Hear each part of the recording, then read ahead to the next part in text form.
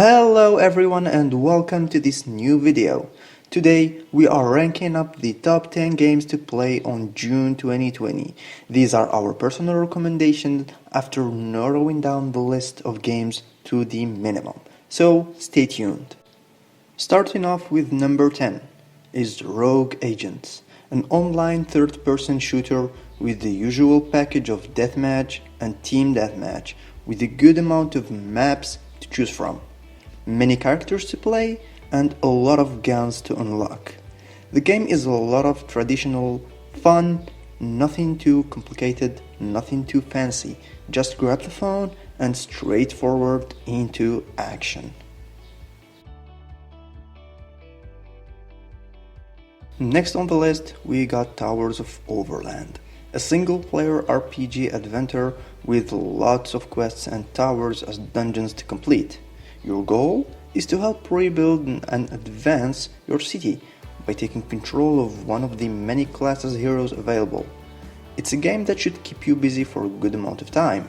The runs always feel different, which offers some replayability, and the graphics are eye-pleasing. It's a game worth a try. Number 8 is SpongeBob Krusty Cook-Off. Long story short, you run a cooking stand on Bikini Bottom, and your goal is to cook and serve customers as fast as possible. Though the goal varies from level to level, it can be a certain amount of money, a certain number of people to serve, not trashing food, etc. The monetization isn't bad. I played the game for a good chunk of time and I never needed any paid content. Number 7 is Maskborn, a top-down two-stick skill shooting game where you compete on team versus team match. Not only you can choose a weapon, a perk, and an ability, but you also choose a mask that transforms you into a powerful monster for a brief time. The game is fast-paced, with action and turnovers, so winning is never granted. On the 6th position is another cartoon game. Now don't let the word cartoon fool you, cause it's a fun competitive game. Tom and Jerry Joyful Interaction is a 2D 1 vs 4 game, where the cat have to chase 4 mice in a big house full of traps and hideouts, catch them and tie them to a rocket chair to eliminate them. Meanwhile, the mice have to sabotage and escape the place. The game isn't only fun, but also pleasing to watch and very addictive. Give it a try. Before we move on to our top 5, please take a moment to subscribe to the channel for daily videos and gameplays. Leave a like and comment down below if you agree with our list, or mention a game that we might have missed. Number 5 on the list is B.A. Walker. In this game, you take control of a huge war machine armed to the teeth, and go on killing rampage in order to colonize this new planet. Essentially, you got levels to complete while making sure you don't run out of oxygen or take too much damage.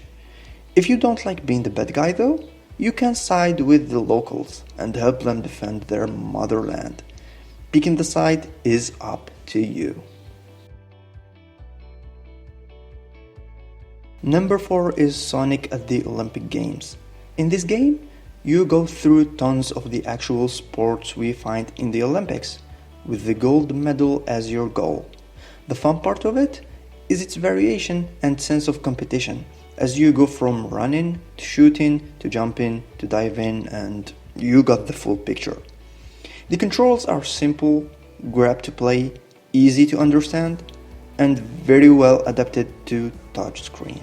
Into the top 3 games, and we got Bullet Eco, a tactical top-down shooter / battle royale, a team-based heavily focused on stealth game where you join one of 5 teams fighting to be the last team standing. You make your way through the fog of war while looting different boxes, each of different nature, while being extra careful, cause the enemy might be right around the corner.